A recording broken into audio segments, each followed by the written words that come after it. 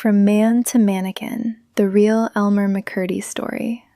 So boom, imagine dying once, and we still do not let you rest for decades. That is the Elmer McCurdy story, and what makes it so foul is how it keeps changing shape. First it is weird, then it is sad, then it is disrespectful, then it somehow keeps going until it turns into a full-blown national embarrassment. So let's back up. Elmer McCurdy was not some legendary outlaw mastermind. He was not the final boss of the Old West. He was a small-time criminal in the early 1900s, tied to failed robberies and bad planning. And honestly, he was not especially good at any of it. That part matters, because when people hear outlaw, they start picturing some dramatic gunslinger with a cold stare and a poster worth framing. Elmer was more like an off-brand train robber with bad luck, weak execution, and just enough confidence to keep making his life worse.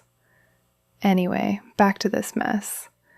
After one more failed robbery, lawmen tracked him down near Bartlesville, Oklahoma. In the early morning hours of October 7th, 1911, he ended up in a shootout in a barn or hayloft. The posse included Bob Fenton, Stringer Fenton, and Richard Wallace. Now here is the part that fits this whole story perfectly. Even after it was over, they did not know whose shot actually killed him. That is how sloppy the whole thing already was. And that should have been the end of it. He dies young, badly, and in a failed criminal life. Story over. Everybody goes home. But nobody came to claim the body. And right there, before the circus even starts, the story is already sad. Because whatever else he was still a person. Still somebody's child. Still somebody who had been alive in the world. But once nobody came for him, the body ended up with an undertaker named Joseph L. Johnson at Johnson Funeral Home in Pawhuska, Oklahoma. Johnson embalmed him with an arsenic-based fluid, which preserved the body unusually well. And this is where we start acting like we have completely lost home training. Because instead of quietly burying the man, Johnson started displaying the body for money. People came to look at him, paid to look at him. A dead outlaw became a local attraction. Let me say that again, because that is an insane sentence. A local attraction. We had a whole dead man in an undertaker's place, and instead of saying, "This is tragic," folks said, "How much is admission?" That is already enough nonsense for one story, but no, we are just warming up. Eventually, two men showed up claiming to be Elmer's brothers, and for one little second you think, okay, finally, somebody came to do right by him. Wrong. They were not family. They were carnival men, and they took the body. Now see, this is where the whole story starts really sliding downhill. Because from that point on, Elmer McCurdy stopped being treated like a dead person and started being treated like a traveling object. Moved around, displayed, stored, passed off, renamed, hung up, used. That is what really gets under my skin about this story. It was not one ugly moment. It was a chain, a long chain of people looking at a dead man and deciding over and over again, yeah, we can still get something out of this. That is the real horror here. No ghost needed, no curse needed, no haunted carnival nonsense required. Just us, being tacky for profit. As the years rolled on, the body kept changing hands through carnival and sideshow spaces. By the time it got deeper into the amusement world, people stopped even realizing he was real. Think about how disrespectful that is. He got coated, painted, handled, moved, and messed with so much that people stopped seeing him as a human body at all. He started reading like scenery, like decoration, like one more creepy object in the corner to help sell the mood. And that says something ugly about us, because once we decide something is part of the show, our standards can hit the floor and start digging. At one point, the body was even used by filmmaker David F. Friedman in the 1967 exploitation film She Freak.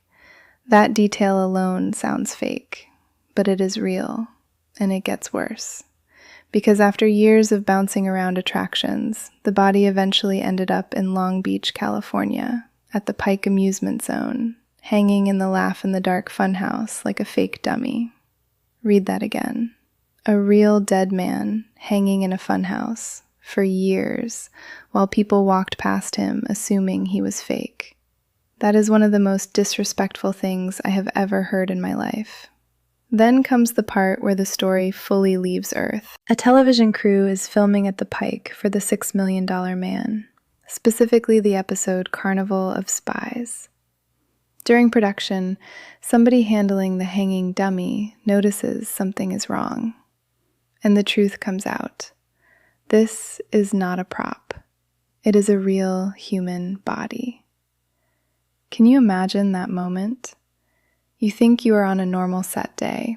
Lights, cables, fake, creepy atmosphere, people doing regular television business.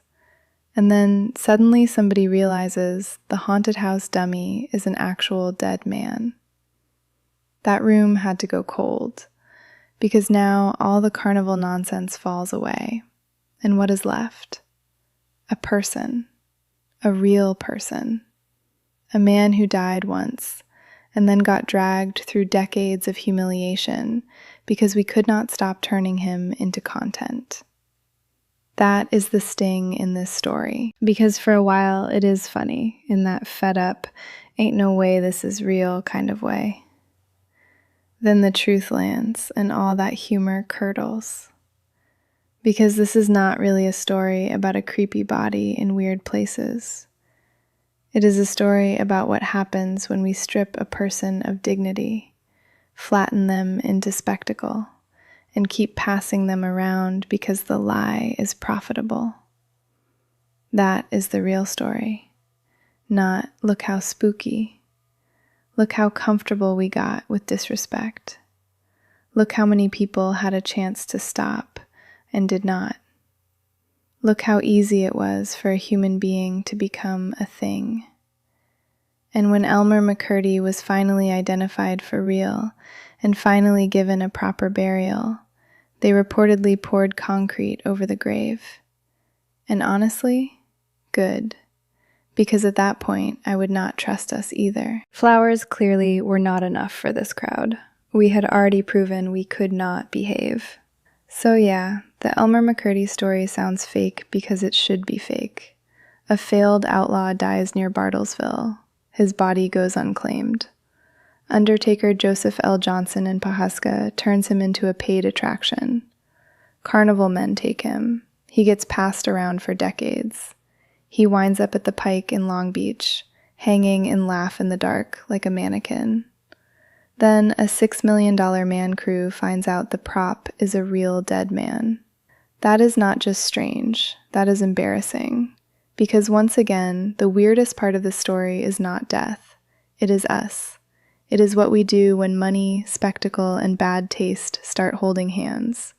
That is why this belongs in Strangeworld Excursus. Not because there is some supernatural twist. Because reality, by itself, was already bizarre enough. Elmer McCurdy died once. We were the ones who kept refusing to let the story end. And that's how this nonsense went left.